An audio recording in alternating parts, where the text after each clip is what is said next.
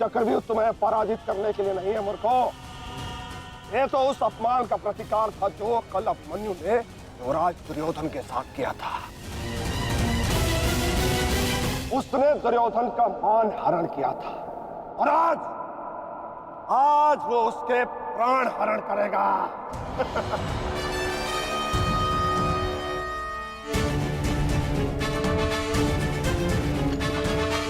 अभिमन्यु, लौट आओ, ये एक षड्यंत्र है।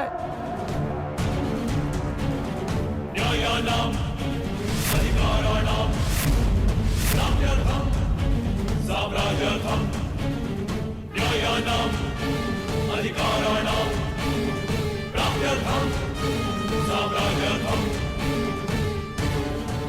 व्यू के भीतर प्रवेश करना जितना चुनौतीपूर्ण है उतना ही चुनौतीपूर्ण उससे बाहर निकलना भी है। और यदि बाहर निकलने का मार्ग मनुष्य को नहीं पता तो उस मनुष्य का अंत निश्चित है।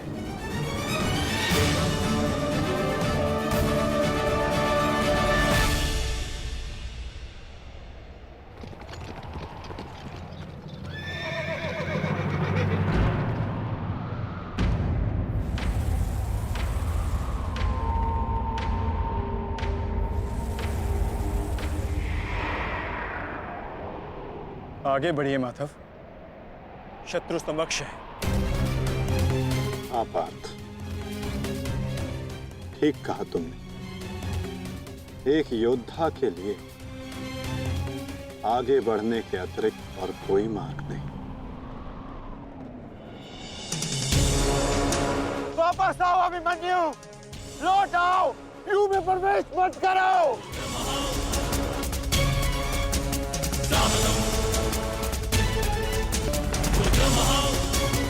मेरे लिए अब लौटना संभव नहीं था श्री। यदि हमने इस चक्रव्यूह को नहीं तोड़ा तो हम ये युद्ध हार जाएंगे और मेरे रहते ये संभव नहीं। समझने का प्रयत्न करो पुत्र, ये सब तुम्हें घेर कर तुम्हारे प्राण लेना चाहते हैं। लौट आओ अभिमन्यु, लौट आओ। एक योद्धा मृत्यु के भय से पीछे नहीं हटता था श्री। वो आगे बढ़कर मृत्यु का वरण करता है और आज मृत्यु को भी अर्जुन पुत्र के बाणों का तेज सहना होगा।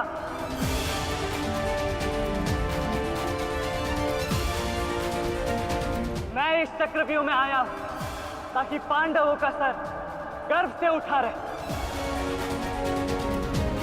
और विश्वास कीजिए ताश्री, यदि मेरा सर भी कट जाए तब भी आपका सर गर्व से उठा रहेगा।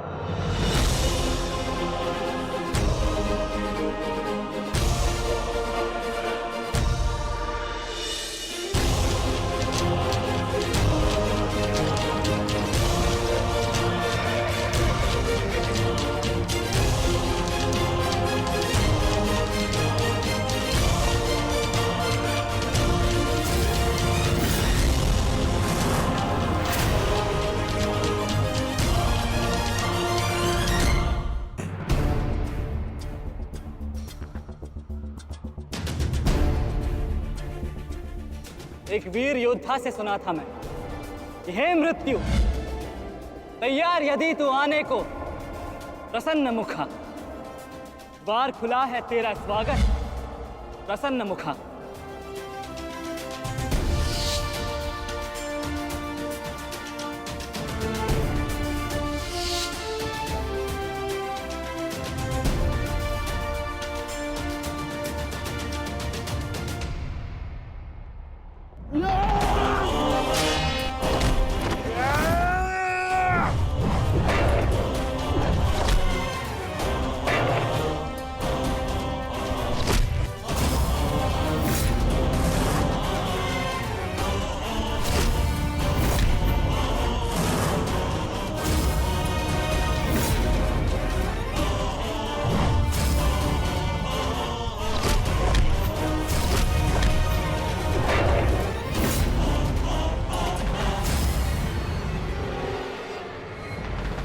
चाहूं तो तुम्हारा और बाकी तीनों पांडवों का इसी क्षण अंत कर सकता हूं मैं। किंतु उसके साथ उस पीड़ा का भी तो अंत हो जाएगा जो अभिमन्यु को पल पल मरते देख तुम्हें होगी। फिर उस पीड़ा का अनुभव कैसे होगा तुम्हें जो जयद्रथ ने इतने वर्षों तक सही है। अभी तो वो दृश्य देखना शेष है जिसे देखकर तुम स्वयं मुझसे अपनी मृत्यु की भीख मांगोगे। तुम्हारे सामने तुम्हारे कलेजे के टुकड़े टुकड़े होंगे और तुम कुछ नहीं कर पाओगे, कुछ नहीं। क्या हुआ? इतने महारथी को देख के भयभीत हो गए? क्यों? नहीं काका श्री, अभी तो ये तो सम्मान की बात है कि एक साथ इतने सारे योद्धा मुझसे द्वंद्व करने की प्रतीक्षा कर रहे हैं। अच्छा,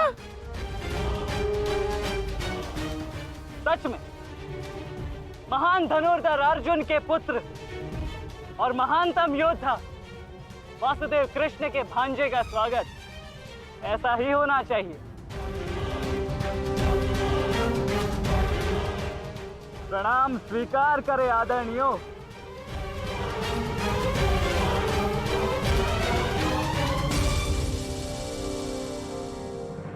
अपनी सीमा में रहो बालक। जितना कम अपमान करोगे उतनी ही कम पीड़ादायक मृत्यु मिलेगी तुम्हें। जितना जीवित रहूंगा उतनी हानि करूंगा, क्योंकि मेरी श्वास ही मेरा अस्त्र है और जब तक मेरी श्वास चलेगी तब तक यमदेव तांडव करेंगे।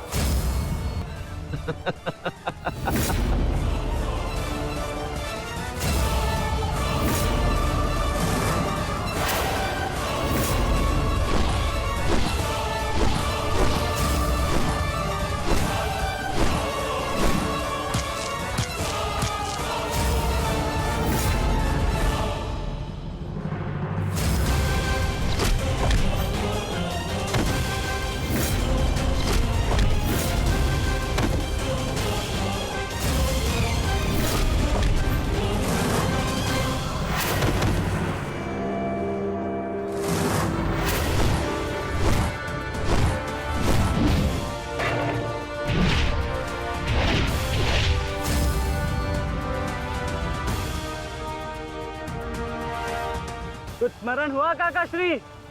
कहा था ना मैंने कि जब जब आपसे द्वंद्व करूंगा तब तब आपके वस्त्र हरण करूंगा और तब तब आपके मुख पर इस लज्जा को देख अपने मन में जल रही प्रतिशोध की ज्वाला को शीतलता प्रदान करूंगा। और हो गया मेरा अपमान, अब और नहीं। महारथियों, आक्रमण करो इस बालक पर।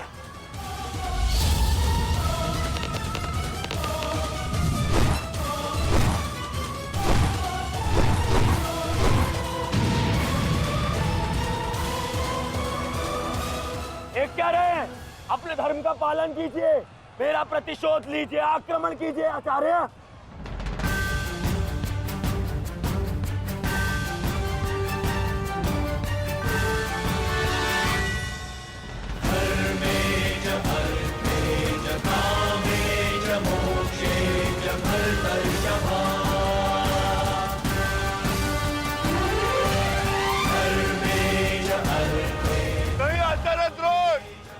ऐसा अनर्थ मत कीजिए।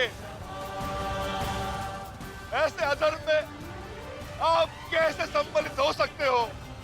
आचार्य, वो बालक है। रुक जाइए आचार्य, रुक जाइए।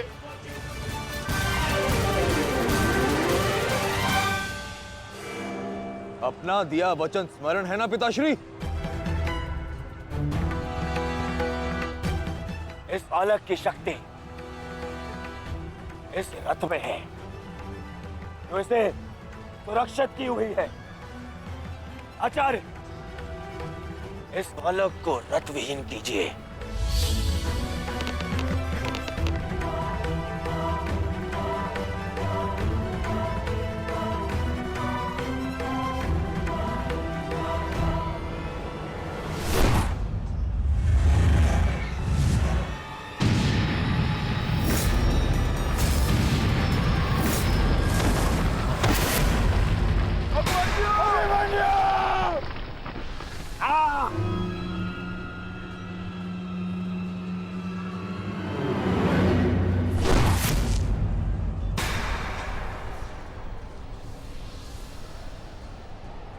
माधव,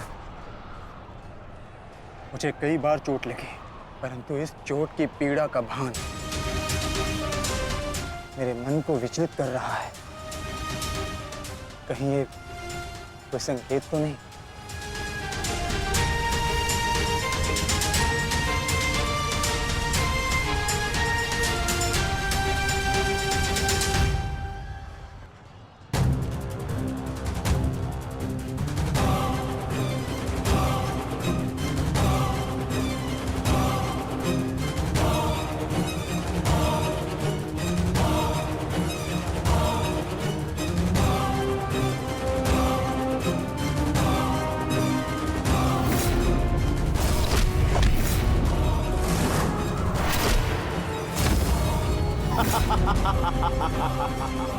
दुर्योधन, केवल आचार्य द्रोण को अपना वचन ज्ञात कराने से क्या होगा? इतने अपमान के पश्चात भी अंगराज कर्ण तो जो के त्यों खड़े हैं। क्या इनका इस युद्ध के प्रति कोई कर्तव्य नहीं? मैं केवल नियम का पालन कर रहा हूं गांधार नरेश। नियम और नीति कहती है कि एक योद्धा के साथ केवल एक ही योद्धा युद्ध कर सकता है, और तुरंत के लिए अभिमन्यु युद्ध के लिए किसको चुनेगा वो उसका अधिकार है। नहीं मित्र, ये विकल्प लेने का समय नहीं है, अंत करो इसका। नहीं मित्र, हमें इस युद्ध जीतने के लिए अनीति का सहारा लेने की आवश्यकता नहीं है। नीति सिखाते सिखाते प्रपितामह शर्षैया पर चले गए। यदि इन्हें नीति का ज्ञान होता तो आज ये युद्ध संभव ही ना होता। अभिमन्यु, तुम्हें विकल्प चुनना होगा।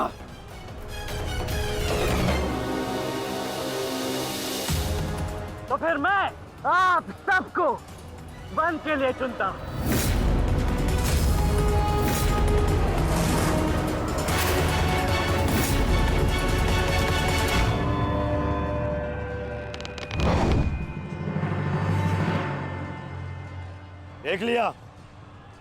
देख लिया, इसने अपना विकल्प चुन लिया। अब इस पर दया दिखाने की कोई आवश्यकता नहीं है। अब आक्रमण करने की आवश्यकता है। आक्रमण करो और अपना वचन स्मरण रखो कर्ण। देख रहे हो पांडवों, अभी तो ये रथ विहीन हुआ है,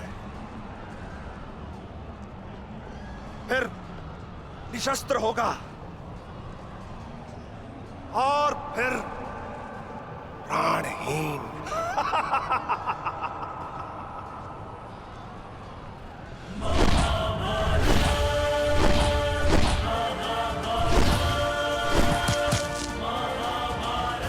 ये क्या कर रहे हो?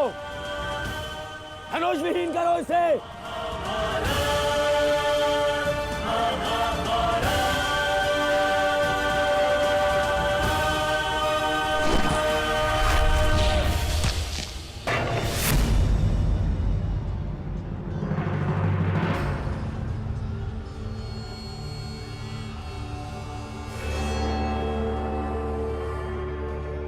ठहरो में,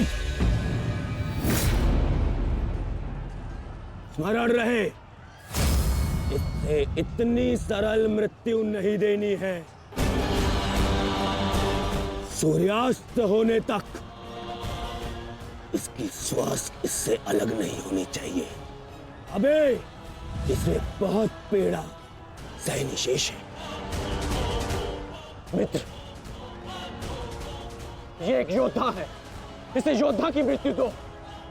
अरे योद्धा